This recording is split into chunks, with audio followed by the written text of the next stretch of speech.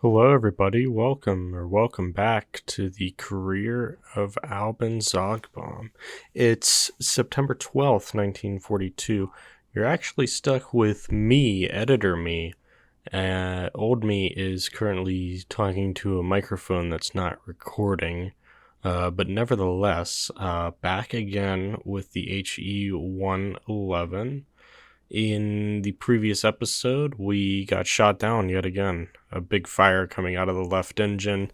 We were able to swing that around and fly back over our own territory and was able to bail out, miraculously landing in Russian territory, but somehow, someway, the career goes on. Alban must have snuck back through here.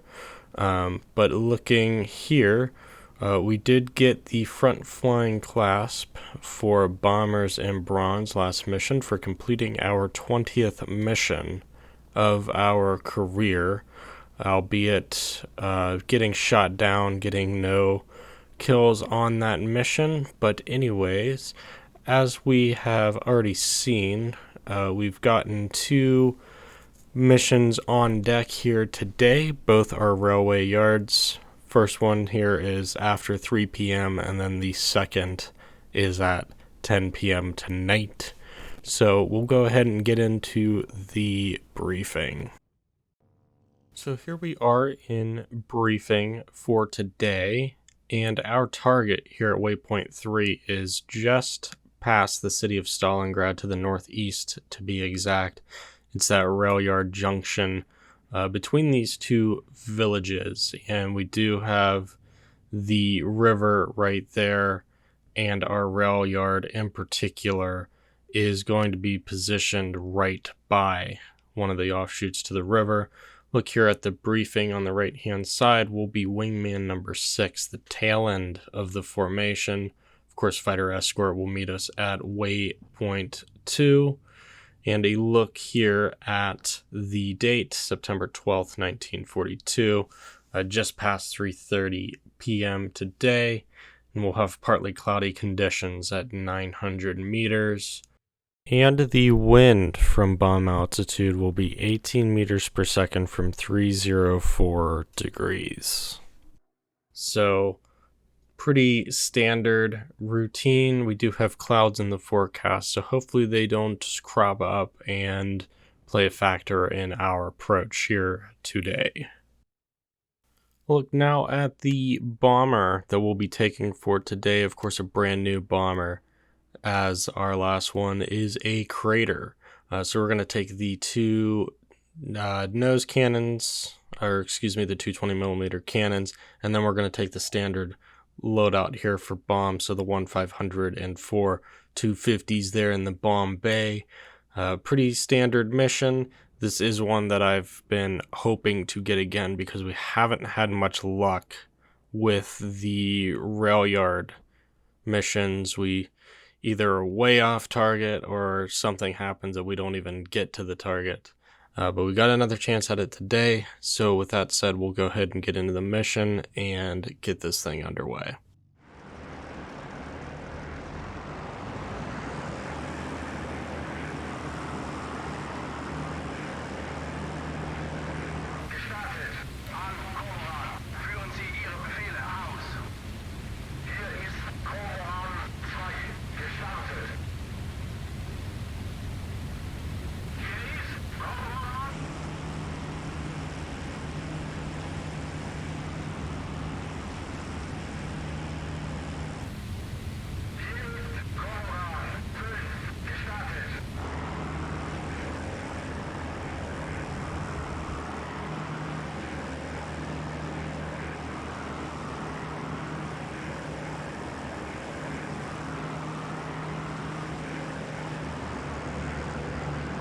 So here we are up in formation, taking our spot here on the right hand side of the flight. Here's the rest of the boys, but we are making our way over to waypoint 2.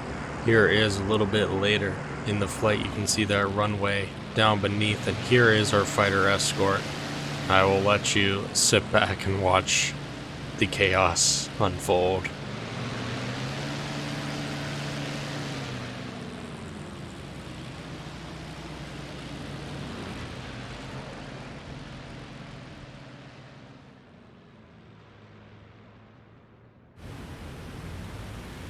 Yes, so old me right now is trying to figure out why I see two aircraft low that seem to be falling while the others come in, but before the mission even starts, we lose 1/3 of our escort. But here we are a little later, coming in on target. We're actually looking at the city of Stalingrad right now, at least what's left of it, and you can already see through the bomb site that cloud is providing unique cover that makes me a little anxious here on the approach. And as we get closer to the target, as you can see, we are still dealing with that cloud cover, and our target is somewhere beneath us. Bomb doors going open now, but just trying to see where on earth we could possibly be, do a little bit of a YOLO adjustment, if you will, to kind of steer this plane somewhere out of the clouds, but we cannot see a thing. And as this goes on through the radio messages, we can kind of hear that the bombs are going to be falling, so we just kind of drop. We cannot see a thing through the clouds. Never ever saw the target.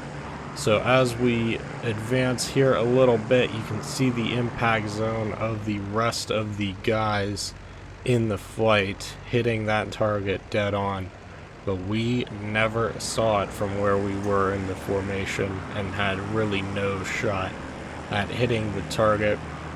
And as we finish that tight left-hand turn here to get out of the target, we are trying to rejoin the boys when out of the blue, well, we'll just let you see what happens here.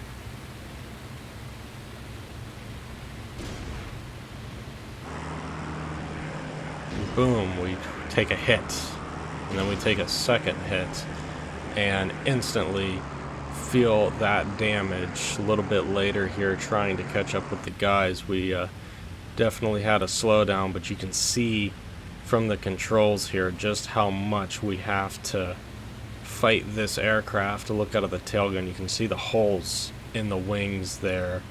But as time goes on, we're still not fully caught up, but we are dropping out of formation per se here just to diagnose what this aircraft is going to do. So we have some flaps in it, we put the gear down, confirmation that we have two wheels, and just trying to see how this thing is going to react when we are trying to land, because that is coming up, and you can see still fighting that aircraft. But here we are making it back, limping home.